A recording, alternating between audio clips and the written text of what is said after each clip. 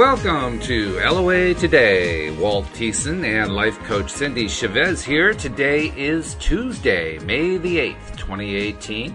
8 a.m. Eastern Time, your first daily dose of happy for the day. And we're off to another happy start. I love spring. I especially love it when it's sunny and the blue sky thing. And we got that again today. Temps are going to be in the mid-70s. I can hardly wait to get outside as I do every day. It gets like this. So, yay. I can hear it in your voice, that excitement. It's great. I love this weather. I mean, it is my favorite time of the year. Not that there aren't other good times of the year. There are, but this one's just my favorite. I love it so much. It's really, really good. So, well, I'm thrilled that you're getting that 70-degree weather. It's supposed to be in the 90s here. So, yeah. Ooh. Yeah, we've said bye-bye to that beautiful 70-degree weather that we were having. We got much more of it this year than we're used to. So, I have to be grateful for that. When it gets up into the 90s, that's when I get up at like 6 o'clock in the morning to do my walks or my bike rides just because it's cooler. For years when I first moved here, spring would come and it would be in the 60s or the 70s, and I'd be so excited to plant things, and I would plant all this stuff. And then, by May or the end of May, I couldn't even work out there anymore because it was just so miserable. Oh, wow. I'd be like, oh, yeah, I remember. This is what happens every year. I plant something, and then I don't want to be out there taking care of it because it's just so hot. But yeah. I'm doing better. We've got a lot of things planted this year. And it's wonderful. Yeah. Oh, good. Yeah. Well, it's nice to have a garden. The squirrels have stopped eating the flowers. So Good. Yeah. We finally served them up something they didn't like, I guess. I don't know. That does help. Yeah, there are certain things. I'm not a gardener, so I'm really not the one to ask. But I'm married to a gardener, and I pick things up periodically. And apparently, there are things you can amend the soil with and so forth that keep certain pests away. But there are some plants, like apparently tulips, are just universally loved by wild animals. So outside of a city, you don't have much of a prayer with tulips. That is so funny. I never imagined it. And so I had posted something somewhere about the squirrels eating my marigolds, and somebody in the comment thread said that their dog ate flower. They couldn't plant flowers because their dog would eat them. And I thought, oh my goodness, I've never heard of a dog. Yeah, that's kind of unusual. Maybe it was a salad. I don't know. Right? I mean, that's what I joked about. I'm like, we planted them a salad bar. I planted them. They were beautiful. I came out the next morning, and all there were these little green stems. And all the flowers were Oh, how crazy. So I think we have a crew of squirrels here that know about the law of attraction because I love it. They were manifesting a nice fresh salad bar put out for them, and they got it. Well, good for them. I just realized that since I've talked to you last, you celebrated a birthday. Happy birthday. I did. Thank you very much. Yep, that was a wonderful day. And in fact, we went down to the shoreline on Sunday. I mentioned it in some of the other podcasts, but we went down to Stonington, Connecticut, which is right on the border of Connecticut with Rhode Island. A nice, lovely little old New England town, old shops and so forth. My wife loved that part. And then we went to Mystic, which is just a couple doors down, so to speak, and had lunch at our favorite restaurant in Mystic right on the water. So it was a delightful day. We had a great day. Yay, very good. Yeah. That's always wonderful. I'm glad you had good weather. Oh, and the weather was wonderful. Yeah, it was a beautiful day. I think it cleared just for me. I didn't even have to do my usual weather thing. It just cleared for me. Perfect. My reputation precedes me. That's it. They're like, the clouds are like, we might as well move out of the way. Forget it. I mean, Walt's coming. I mean. That's wonderful, though. It's so nice to have a special day that the weather turns out, because it really can throw a monkey wrench into things if you're planning on eating somewhere outside like you were. It can. Well, like Wendy points out, it's all about how we decide to perceive it anyway. So, I mean, her favorite thing actually is rainstorms. She loves rainstorms. And I think, well, that's cool, because if you can enjoy a rainstorm and feel good about it, then you're going to like almost any weather that comes your way. I like rainstorms if I don't have to be out in the rainstorm. Yeah, you and me both. Really, like I love thunderstorms. Not everybody likes thunderstorms. Nope. I've learned that because some people kind of freak out when they find that out about me. But I love it if I can be inside and I'm safe. I live in hurricane country, so Mm-hmm. Oh, So yeah. not all the rain is rain that you really want to enjoy, but yeah, I think it all can be enjoyable. And the Anyway, other report is that I've been getting feedback from our co-authors about the book that we've all written together, and people are yeah. loving it. The feedback is really, really good. So I still have some of the authors to hear from, but once I hear from everybody, then we're going to be like days away from publishing. So I think this book is going to be published. My guess is going to be probably the third week of May. So it's coming up in a couple weeks. Oh wow, that's coming up quick. Yeah, Awesome. yeah, really Wonderful. quick. Yeah, it's going to be good. So how are you Well, doing? I mean, we haven't even talked about what's going on in your life, but what's going on?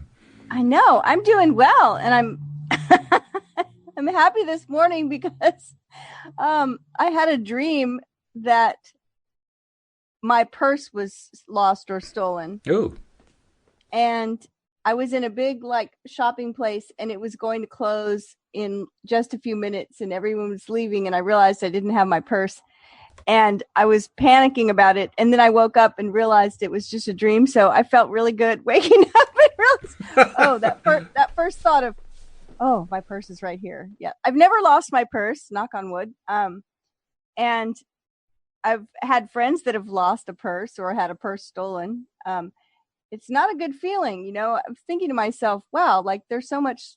My purse is so tiny, and yet there are so many important things in there. so yep, So I sure. realized that sense of waking up and recognizing that it was just a dream. It didn't really happen. Mm-hmm. Everything is fine. And, that sense of relief, Oh, yeah. it always astounds me in how powerful it is and how great it is. And it's one of those feelings that happens often when we're using law of attraction. Sure.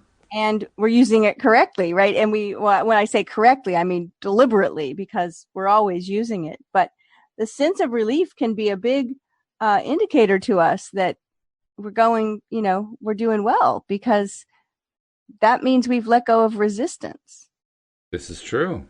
It's very So true. I woke up with that this morning, and I'm very glad that that was just a Well, plus, I like the wonderful. fact that you were able to take a dream, sort of a nightmare actually, and turn it into yet another reason to feel good. That's a good skill.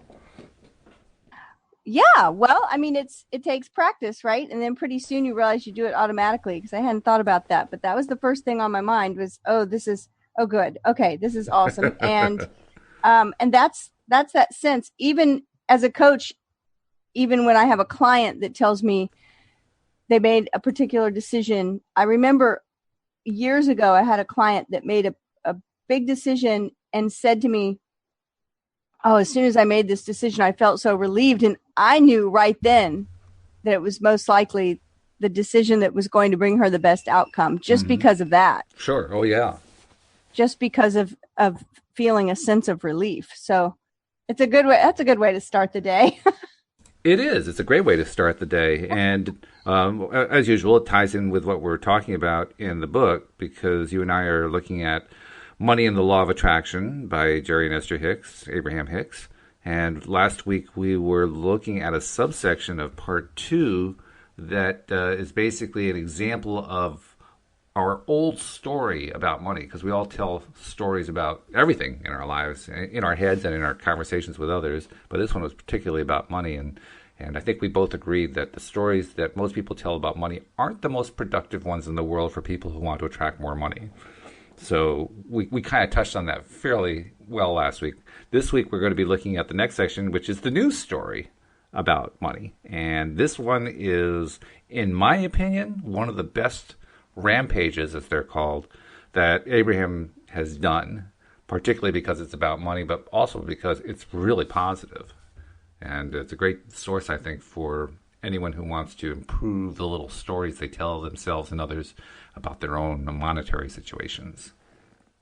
I like that you called it a rampage, because that's exactly what it feels like. It just it goes on and on and on, and that's what's so good about it, is that in my experience anyway, sometimes when we are deliberately deciding to tell a better story, we can come up against that place where we've been telling this old story for so long. Mm-hmm. And that when we try to make a new one, we can get a few sentences in, and then it's kind of a struggle to think of what can be better. Yeah, right? Isn't that amazing? I mean, we're so good at telling the story that tears our hopes down, but when it comes to inventing what we want to happen, we draw blanks. It's amazing. Well, it's so funny.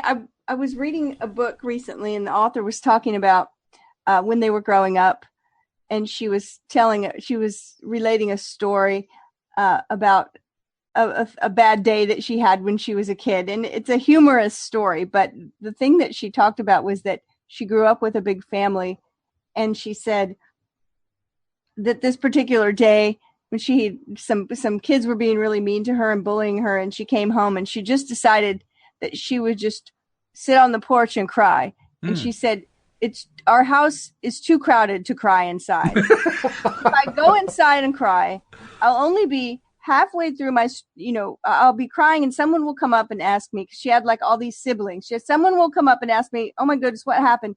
And I'll have to tell them the story. And halfway through the telling of this terrible story, someone else will appear and demand that I start from the top. And she said, and by the time everyone knows, I've told the worst bits of the story 6 times, and I've worked myself up into a hysteria. And it was so funny. But I thought about it from a law of attraction perspective, and I was like, that's what we do, though, right? It is, yeah. We phone a friend, we go, oh gosh, this terrible thing happened, and we talk about it, and we tell it again, and then the friend tries to comfort us, and we give them a few more details about why it was so bad. Really? We do such a number on ourselves. A new story? Yeah, right. And it's like, that vibration has a lot of momentum. It does, yeah. Which is why it's so important. The day that we read this last Wednesday, or we read a little bit, but we didn't really finish the whole thing. And you had talked about wanting to transcribe it because it was so awesome. And that afternoon, I had the opportunity to like read a portion of it to someone else. And they were just like, wow, that's really awesome. And I didn't even read the whole thing. So you want to touch a second? We don't have to read it, but just the example of the old money story. Yeah. I think that we boil it down to people saying, I think I am statements are really powerful. And one of the things I do with a group of people that I facilitate is always have us, actually today on Tuesday, I always say, let's write a short story. And we start it with I am. Okay. Right. And so it's like, I told you this morning, I woke up and I had this dream and I'm relieved. Right? I'm relieved that wasn't the true deal going on. Right. And so I am happy to be here this morning on the podcast. I am looking forward to a really great day. Those little I am statements, which so often come out as a default statement, which sounds like, oh, I'm so tired, or right, or I'm broke. That's the money story a lot of people tell. You can boil the whole thing down to just I'm broke. I don't have enough. And that's what they touched on in this book, the old money story, the things I want, I can't afford.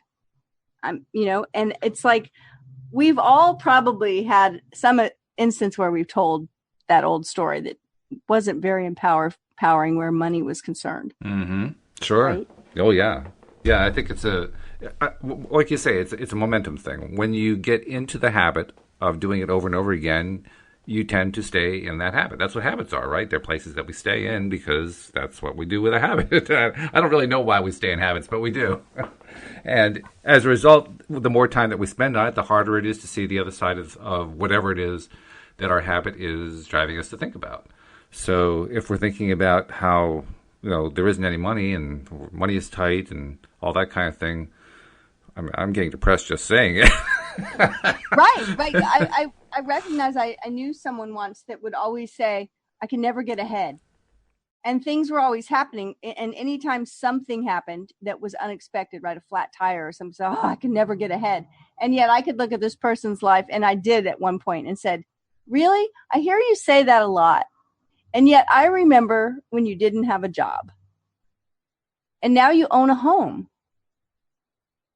And yet you're continually telling the story about I can never get ahead. I can never get ahead. And so all these little things keep coming into your experience that kind of hold you back and hold you back. And even with that, you're getting ahead, but you're refusing to look at that you have gotten ahead. Isn't that amazing? Yeah. And so it's just flipping that focus. And I love this story. So shall we read it? Yeah, let's do it. Because this is the good stuff. This is an example of Jerry, I believe. Jerry's news story. It says, example of my news story about money. I like the idea that money is as available as the air I breathe. I like the idea of breathing in and breathing out more money. It's fun to imagine a lot of money flowing to me. I can see how my feeling about money affects the money that comes to me. I'm happy to understand that with practice, I can control my attitude about money or about anything. I notice that the more I tell my story of abundance, the better I feel. I like knowing that I'm the creator of my own reality and that the money that flows into my experience is directly related to my thoughts. I like knowing that I can adjust the amount of money that I receive by adjusting my thoughts. Now that I understand the formula for creating, now that I understand that I do get the essence of what I think about, and most important, now that I understand that I can tell by the way I am feeling, whether I'm focused upon money or lack of money, I feel confident that in time, I will align my thoughts with abundance and money will flow powerfully into my experience. I understand that the people around me hold many different perspectives about money, wealth, spending, saving, philanthropy, giving money, receiving money, earning money, and so forth, and that it's not necessary for me to understand their opinions or experiences. I'm relieved to know that I do not have to sort all of that out. It's very nice to know that my only work is to align my own thoughts about money with my own desires about money, and that whenever I'm feeling good, I've found that alignment. I like knowing that it's all right for me to occasionally feel negative emotion regarding money, but it is my intention to quickly direct my thoughts in better feeling directions. For it is logical to me that thoughts that feel good when I think them will bring positive results. I understand that money will not necessarily manifest instantly in my experience with the changing of my thinking, but I do expect to see steady improvement as a result of my deliberate effort to think better feeling thoughts. The first evidence of my alignment with money will be my improved feeling, my improved mood, and my improved attitude. And then real changes in my financial situation will soon follow. I'm certain about that. I'm aware of the absolute correlation between what I've been thinking and feeling about money and what is actually happening in my life experience. I can see the evidence of the law of attraction's absolute and unerring response to my thought, and I look forward to more evidence in response to my improved thoughts. I can feel a powerful leveraging of energy in being more deliberate about my thoughts. I believe at many levels that I have always known this, and it feels good to return to my core beliefs about my power and value and worthiness. I'm living a very abundant life, and it feels so good to realize that whatever this life experience causes me to desire, I can achieve that. I love knowing that I am unlimited. I feel tremendous relief in recognizing that I do not have to wait for the money or the things to materialize before I can feel better. And I now understand that when I do feel better, the things and experiences and money that I want must come. As easily as air flows in and out of my being, so it is with money. My desires draw it in, and my ease of thought lets it flow out, in and out, ever flowing, always easy. Whatever I desire, whenever I desire, as much as I desire, in and out.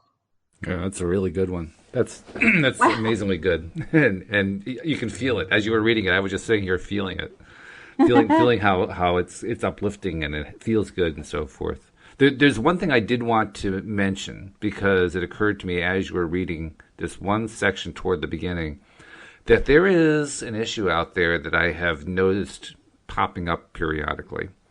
And let me see if I can find the exact phrase. It says, let's see, where is it? course, I'm not finding it right away. I probably should have bookmarked it, right?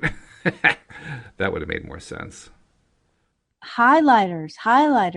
It's hard to well, actually there is a way to highlight on a smartphone, but I'm not really adept at it, so you're right. I should probably learn how to use the built-in highlighter on my phone. Now, it was a part that talked about giving money away, and I can't see it.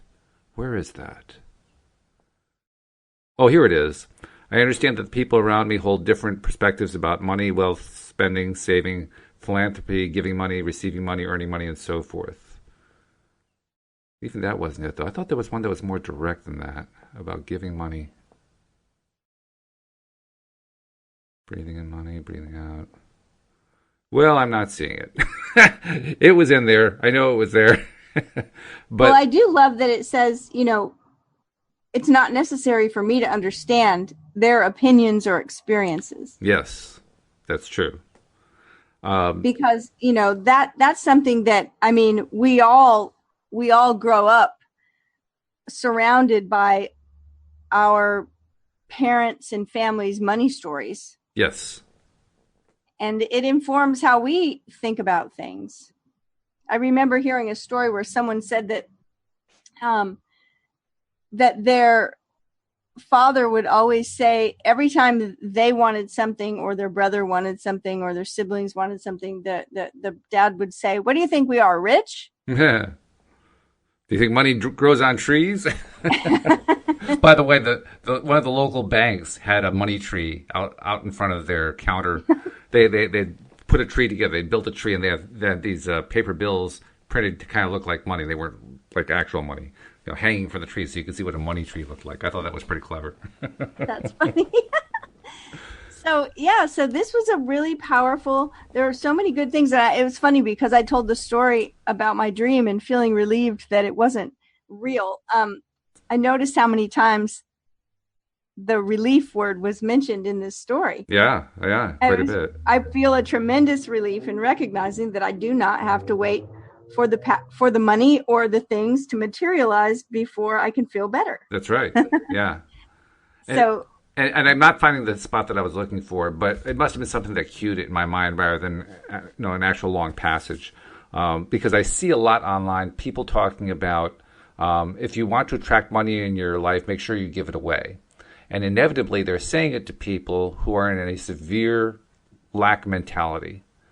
And I'm thinking to myself, that is not going to be the best advice for somebody who's in a severe lack mentality. If you're in a lack mentality, you need to get into a positive mentality, a positive feeling mentality. And I don't see how someone giving money away is going to get them into a positive feeling mentality. So I just wanted to see what your take is on that. Well, I think that it's difficult, especially when someone's in a really tight place financially and, they're barely, maybe not even able to pay all their bills or to, put food on the table. Being told they have to give money away might sound like the most difficult thing ever, or they just don't have it to give it away. Mm-hmm. I like to think that we can give a lot of things besides money, and that if everything is energy, right, then money is just another form of energy. Mm-hmm. And so there are plenty of things we can give. We can find a way to give time. We can find a way. But I think the most important thing about that thought about giving money, or I've also heard people say, whatever it is you want, give that thing away, is that scarcity mentality holds tight to things. It does.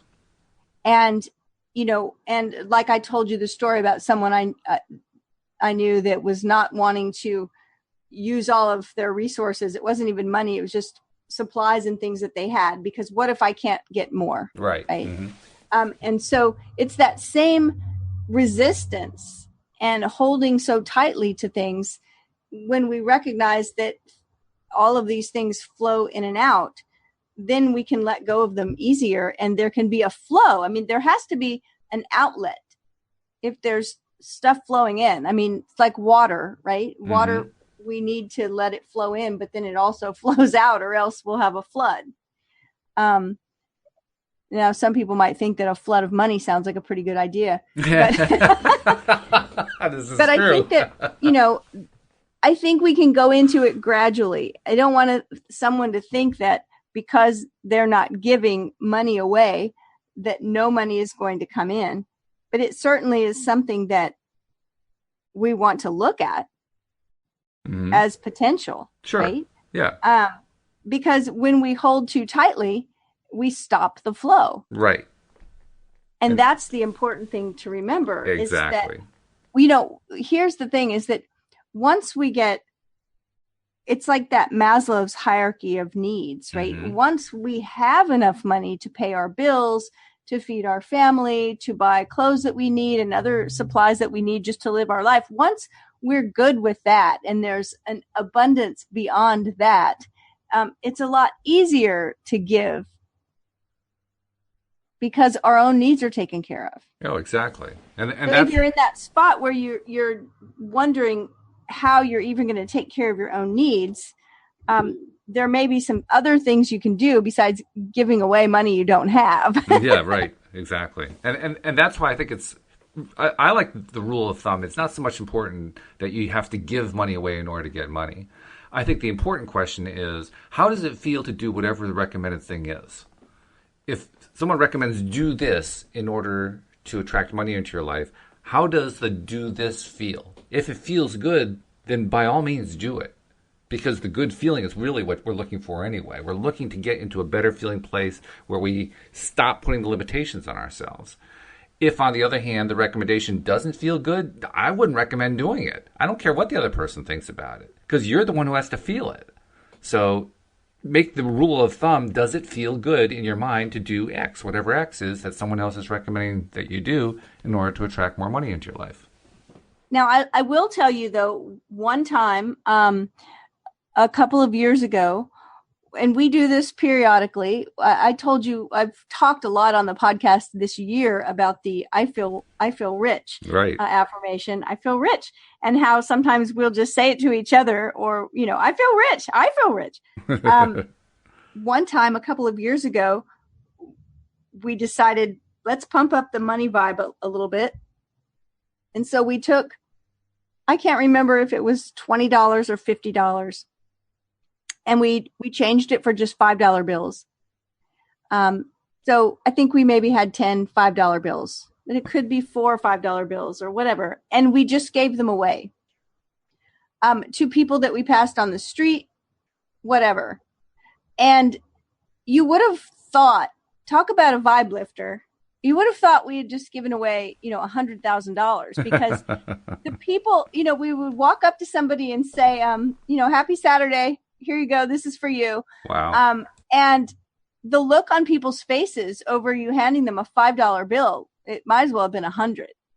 It was so great. And we were just, giving a dollar bill just to like a child, or just leaving a $5 bill in the front of a shopping cart and watching someone come up and grab that cart and go, wait, what?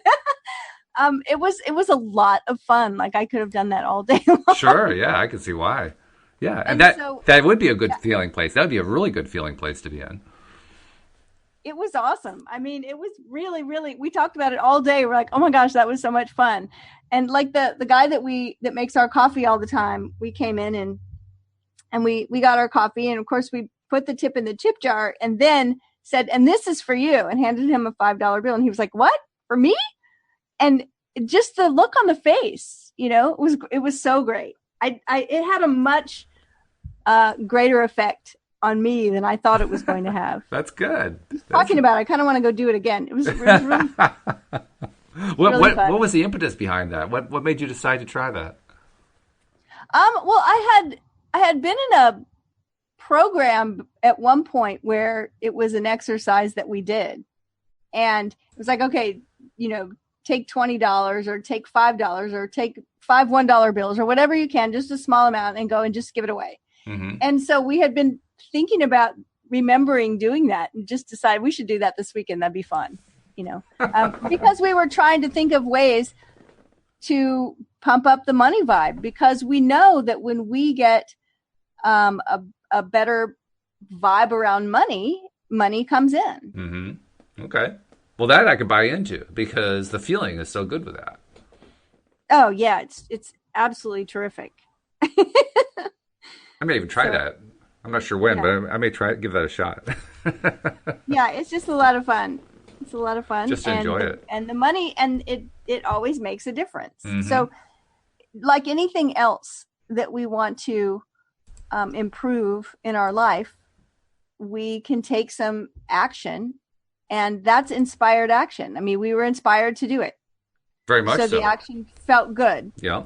and had a good, a good response to it, Yeah, that's really good. a good result. I like the fact that it doesn't matter what the denomination is, because that's really true.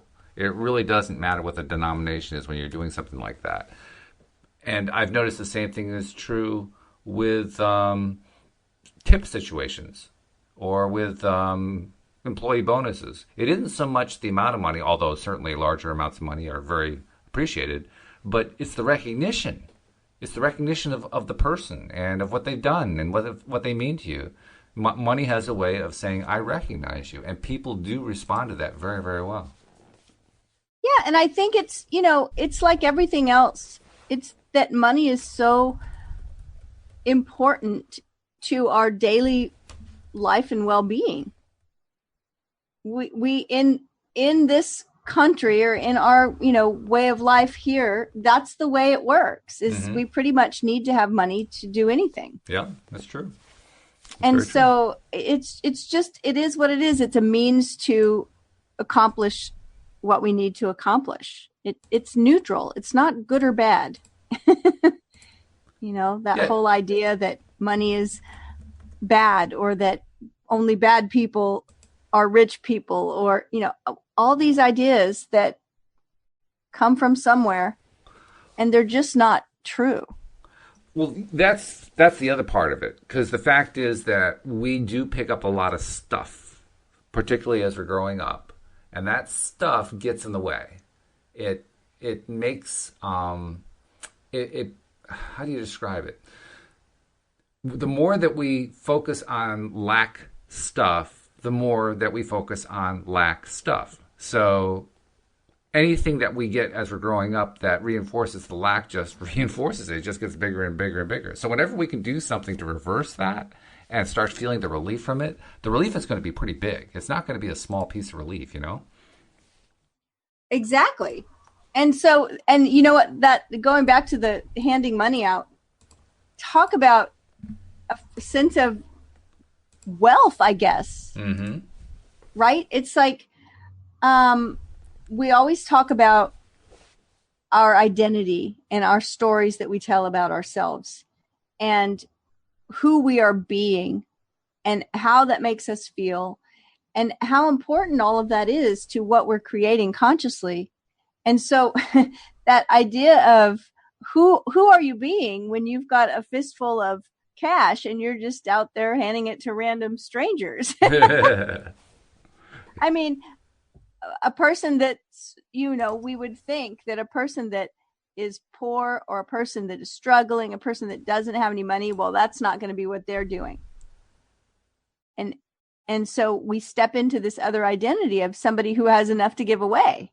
Yeah.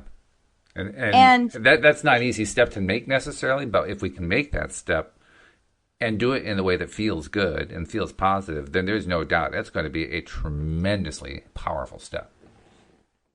and it's that feeling. So Yes. I think about an idea that is memorizing is my word, to memorize a particular feeling so that we can tap into it again, and really being deliberate about that. It's not that it takes a lot of time, but it does take some focus, Mm-hmm. and being able to go back to that place when we need to, just in our head, in our mind, and tap into those feelings again is really valuable. Sure. And so it's the reason why, and it most often happens with feelings that are difficult, unfortunately, often when people tell a story, I remember you talking about one of the stories that you wrote and that it was really difficult to write it because all those feelings came up again. Yeah. Oh, yeah. And it was right? long, too. That made it even harder. And so I'm talking about deliberately being able to do the same thing on the flip side. Mm-hmm. And the stronger, those feelings were, your experience, it was really difficult and you had some very strong feelings going on. Mm-hmm. And so even now, years later or whatever, when you go to write the story or talk about the story, all those feelings come back up. And yet there are probably plenty of things that have happened in my life and your life where we had an uncomfortable feeling, but it was so fleeting and it was so minor that we don't even remember it now. If we tell the story, we certainly don't be overwhelmed by these feelings, this small little annoyances or whatever. Right. So the stronger the feeling, the bigger it is. Yep. And so this particular story or this particular event of going out and handing out money, that was a really big, good feeling. And when I talk about it now, I remember it. That's good. That's really good. Plus, that's what we want to be able to do. Absolutely. Oh, yeah. Keep tapping into those feelings that feel wealthy, abundant, and good. Exactly. Plus, you mentioned that story, that it was a difficult story to tell again. The one thing that I can tell you, though, that's positive about it is now that it's, let's see, we're about 5 years removed from that situation. And during that time, a lot of the sting of what happened at that time has dissipated for me. And also appreciation of the things that went right has increased. And I think that's another phenomenon that goes on that we really need to pay more attention to. Over time, what's the cliche, something like time heals all wounds or something like that? Right. Well, not only does it heal wounds, it also helps us get into a more positive mind frame if we let it. And that's the real key, if we let it. If we're willing to look for it, over time, we see more and more, I certainly see more and more of that story. That was a good story. It was actually very positive. So that when I was doing the writing of it, it was hard to relive some of those tough times, but it also made it easier when I was talking about all the good things that came out of that situation, because a lot of good things came out of that situation. It was actually a very positive producing story when it all was said and done. If I chose to spend my effort and my time continuing to look at just the painful parts, that's all I'll remember. If I also decide to, alternatively decide to look at the good stuff that happened, then that starts to shift it. Well, I think it's important to not draw conclusions. That's where we trip up so many times. What do you mean? And what I mean by that is that, like, there's an idea that any of us can take stock of something in our life at this present time that's amazing. Mm-hmm. Some area in our life that is fantastic. And that if we trace it back, it will always trace back to something that was really difficult or uncomfortable or not so fantastic.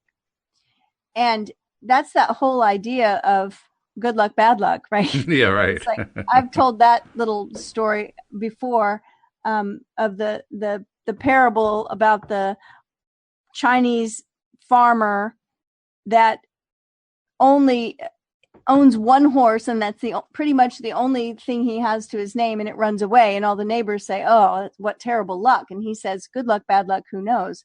And a week later, the horse comes back bringing 11 beautiful wild horses with it. And the whole neighborhood says, "Oh, what good luck." And he says, "Good luck, bad luck, who knows?" And then his son is trying to train one of the wild horses and gets thrown off the horse and breaks his leg. And of course, all the neighbors say, "Oh, what terrible luck." And the farmer says, "Good luck, bad luck, who knows?" And then the whole province goes to war and all the young men have to go, but his son doesn't have to go because his leg is broken. And of course, again, all the neighbors are saying, "What good luck you have." It's like the never ending story. It is. Yeah. And so it's when we draw a conclusion to it and say it's over and this is the terrible way it is, we're holding on to a conclusion that's not necessarily the way it has to be, because everything keeps happening. And so not only looking for the good that happened in the story, but what did those experiences lead to, and what good has happened now that would never have happened if those particular circumstances wouldn't have happened? Mm-hmm. Absolutely true. That's what I think is so powerful, and that's what gives me relief when I am going through something that's contrast, is that I say, well, you know what? I don't know what this is going to lead to, and it's going to be something good. And it's the last part that makes a difference. I don't know what it's going to lead to. You could go either way with that, but I know it's going to lead to something good. That guarantees it. Right. And so it's that flipping that focus again. It is. Over to what we want. You know, I noticed in this new money story, and I didn't highlight them, but there were several places where the idea was it hadn't happened yet. And even this sentence where it's like, I like knowing that it's all right for me to occasionally feel negative emotion regarding money. Right. Like, I'm not going to beat myself up if I have a moment of not knowing where money's coming from or feeling concerned or whatever. But it's my intention to quickly direct my thoughts to better feeling directions. Yeah, but all through here, there's the idea of, you know, of looking forward. Mm-hmm. I'm aware of the absolute correlation between what I've been thinking and feeling about money and what is actually happening in my life experience. And I look forward to more evidence in response to my improved thoughts. Yes, indeed. And over in this statement, there seemed to be the idea of that I know that as I continue, that I'll get continued results. Well, that's just it. The fact is we need to be constantly learning and constantly practicing, refocusing, redirecting, repivoting, doing all the steps that we need, that we have learned to do through the teachings of Abraham Hicks and other teachers to get our mind onto a positive, good feeling track. Because once we do that, that's when we do that consistently, I should say, when we do that predominantly, that's the word I was really looking for. When we do that predominantly, then overall our predominant experience will improve regarding whatever it is. It could be wealth, health, relationships, doesn't matter. It will continue to improve. And I really like to mention the word predominant because, I mean, you mentioned how they said it's okay to feel a negative emotion, and it is. It's all right to feel it. The real question is, what's your predominant state?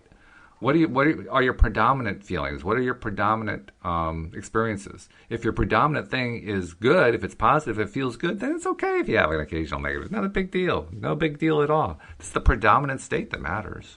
And that predominant state is going to show up in the story that we're telling.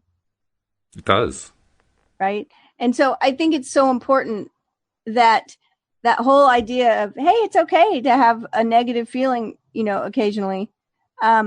It's that contrast that we experience as a negative feeling can actually be a really good thing if we're deliberate about what we do with it. Mm-hmm. Pivot, flip it over, find the good part. Yep. And because the more we do that, the less we have to. Well, I think also predominant is the word that answers the question I raised before we even read that passage, before you read the whole positive rampage passage, which is that we often, if we're in the habit of telling that negative story and we want to now switch and start telling the positive story, we draw a blank. Yep. And the reason we draw a blank is it's not our predominant pattern. Our predominant pattern is negative, so that's why we have trouble drawing out the positive stuff, which means we have to actually put a little effort into it at that point. We have to, be deliberate. I'm just not going to let my mind go into those negative patterns. I am going to find positive ones, even if I just have to ask inside, hey, inner being, give me something positive because I can't think of something.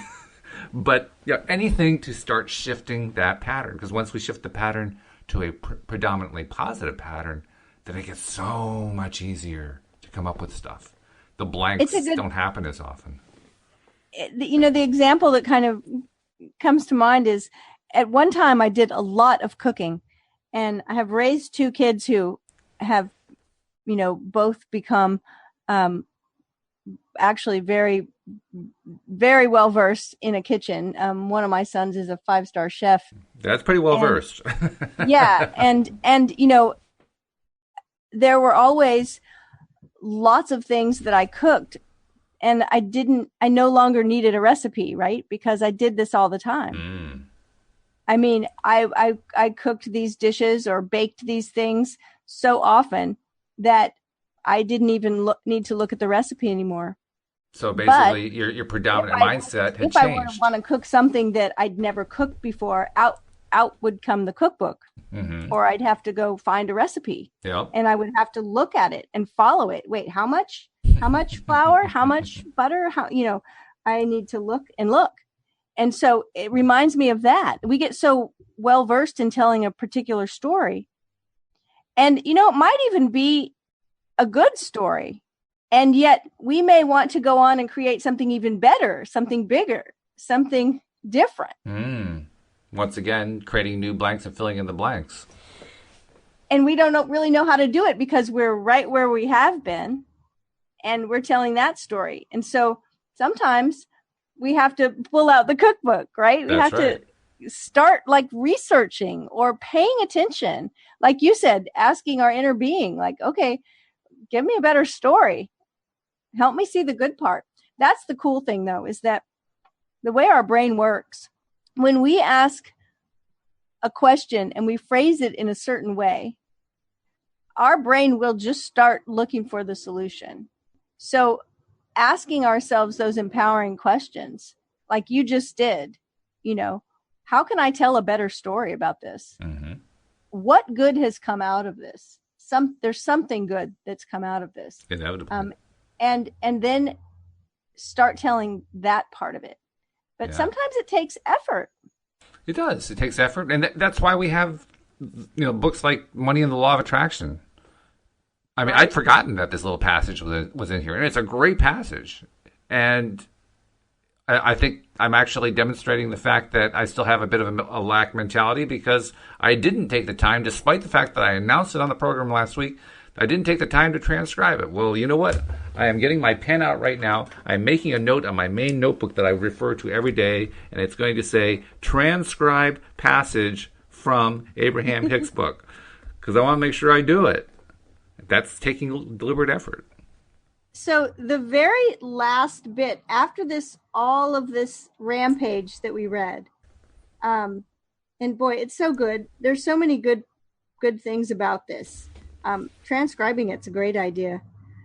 At the very end of it, it says there's no right or wrong. There's no right or wrong way to tell your improved story. It can be about your past, present, or future experiences. The only criterion that is important is that you be conscious of your intent to tell a better feeling, improved version of your story. Telling many good feeling short stories throughout your day will change your point of attraction. Just remember that the story you tell is the basis of your life. So tell it the way you want it to be. That's pretty empowering, isn't it? To say there is no right or wrong way to tell your improved story. Yeah. I mean, we talk about this all the time about how does it make you feel? Right? One of my friends who's an amazing coach, I know that's one of her questions that she'll ask a new client, or maybe any client right off the bat, is you use the word predominant. What's your predominant vibe? Yep. And that's the question. It is. And, what is that story that we're telling? I love watching people's lives completely change because they changed the story that they were telling. I mean, it's one of the things that I always do with people is start to help them get conscious about the story that they are telling. I can tell you that my predominant vibe has increased to a higher level quite dramatically just by taking the lead in creating this book that we're about to publish. I mean, when the idea first came to me, it came to me from you and Wendy, because both of you, shortly after you came on board with me and started being co-hosts, told me independently of each other stories of how you had been co-authors of books that had achieved #1 status on Amazon.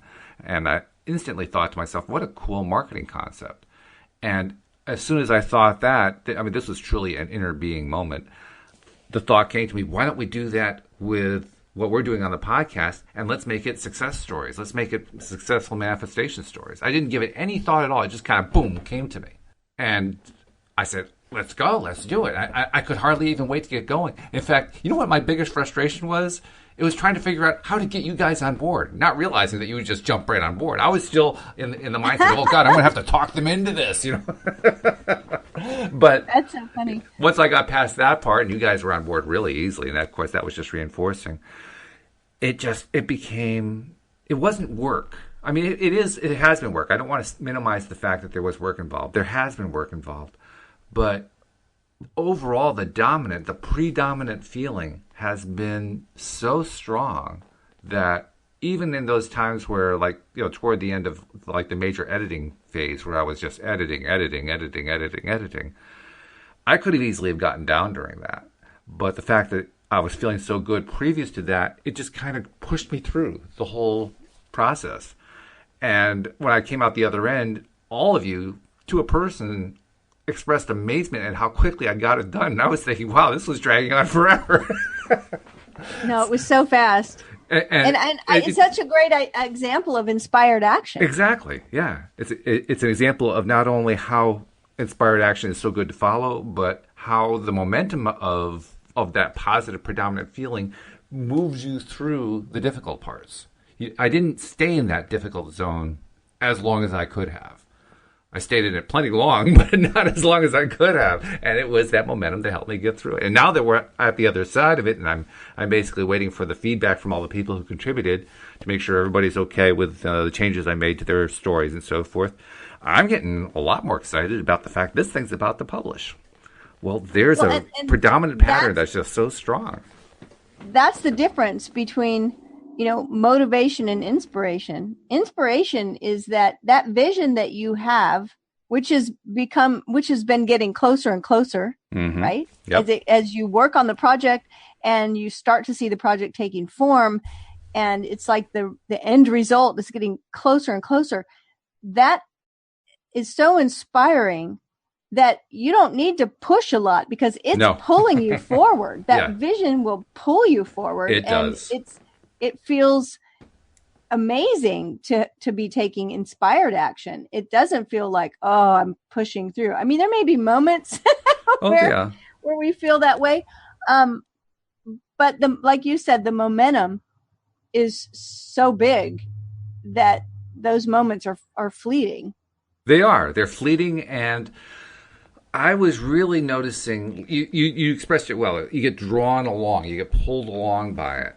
I was feeling all through even the most difficult times of editing, the inevitability of the book, which in prior projects, I mean, there were times where I was reaching for that feeling, hoping for that feeling, and it wasn't coming about. And here it was just right. It was right there, part of the experience. It wasn't something I had to build up. It wasn't something I had to talk myself into. It wasn't something that I had to get myself into the positive mindset to make it happen. It was just there. And when you have that there, because you had, like you said, you followed this inspired action and you just been following the strong impulse that you got, that's what I was doing. And boy, the pull of it was really strong, really, really strong.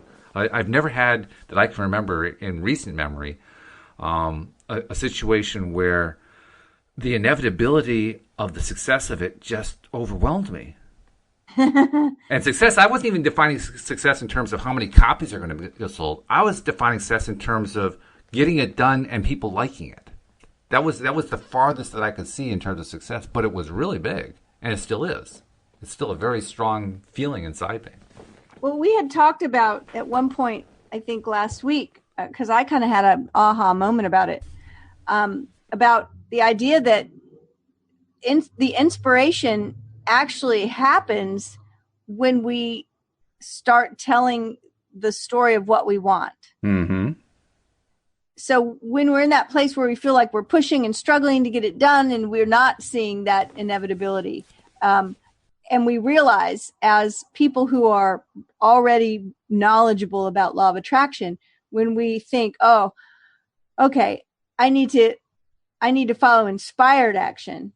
And we kind of skip over that part and try to get inspired, It's like the inspiration's just not coming. I will be inspired today. Right. The way we get the inspiration to come is to pivot and start focusing on the outcome that we want. Start talking about it, start feeling it, start describing it, explaining it, and make some, choices about the details of what it will be like, feel like, using all of our senses. Mm-hmm. When that starts happening, then the inspiration happens. But sometimes, inspiration just happens like it did with you. Like some ideas came into your realm there about putting a book together, and you got excited about it. And it was an answer to a request that I put out. I mean, I'm not sure I really deliberately said, I am putting this out to the universe, but I know I put it out there, which was, now that we'd had this nice big growth curve, because that's what was the impetus behind me getting in touch with you and Wendy and Tom, and having you guys come on board as co-hosts and expanding the schedule to a twice daily schedule during the week and so forth. That had happened because we'd had a nice big increase in the number of people who are listening to podcasts. So I was enjoying doing them. I liked doing them. My wife noticed how much I liked doing them. So she said, why don't you go ahead and start doing it daily. Let's see how it works out. And at that point in time, I said, okay, well, we've had this great increase. What else can we do to keep the momentum going? And within days, what I got back from you guys was this idea about doing a multi-author book. So it was actually in response to something I put out there. I just didn't realize at the time that there was a correlation. I'd forgotten that I had put out there, so how do we move this forward? And then this idea comes along, and it just kind of dwarfed the fact that I'd asked the question. Well, I think that's so awesome, though, is that because it happens all the time if we'll just pay attention. Yeah. Right? It's like we have an idea in our head. We're curious about something, or maybe even we're struggling with something, right? It's like, oh, how can I bring this about? And if we'll just open up our awareness and pay attention, the answers are usually right there. Mm-hmm. They are. Yeah. In fact, if you almost don't even have to pay attention. They kind of run you over like a truck. Sometimes, yeah, that does happen sometimes. Well, I'm excited and looking forward to know that we've finished part 2 of the book today. Yeah. And this is like the meat part of the book. This is the money part of the book. So we got through like the most important part and got a lot out of it, I would say. Well, and the next section, part 3, is maintaining my physical well-being. So, the book is called Money and the Law of Attraction, but the subtitle is Learning to Attract Wealth, Health, and Happiness. Yeah. And, all of the money in the world isn't going to feel all that great if we don't have health. Exactly right. Right? So, And I like the phrasing, too. It's not just health. Maintaining my physical well-being. Well-being, yeah.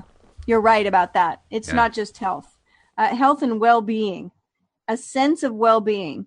I remember someone saying to me that after years of struggling, that they had finally recognized a sense of well-being. And that the sense of well-being they had expanded over the past, 6 months or so. And it's such a powerful thing to be able to say. It is. It's a tremendous thing to so say. I'm really excited that tomorrow we'll be starting maintaining my physical well-being. I think it's going to be great. Yeah. If it's anything like the last section, and of course we both read it, so we know that it is, it's going to be really powerful. And so we want to make sure nobody misses it. Before we go, though, I just want to give you the opportunity for someone who wants to reach out to you, because sometimes we need to have a little personal one-on-one kind of contact. How do they reach out? They can find me online, cindiechavez.com. It's CindieChavez.com. And I'm also on Facebook and Twitter and Instagram. And it's all the same name everywhere as Cindie Chavez. So come and find me. Say hello. Just reach out. I would love to hear from you. Let me know what you're thinking. Fantastic. And we'll do this again tomorrow. We hope you join us as well tomorrow here on LOA Today. Goodbye, everybody. Bye, everyone.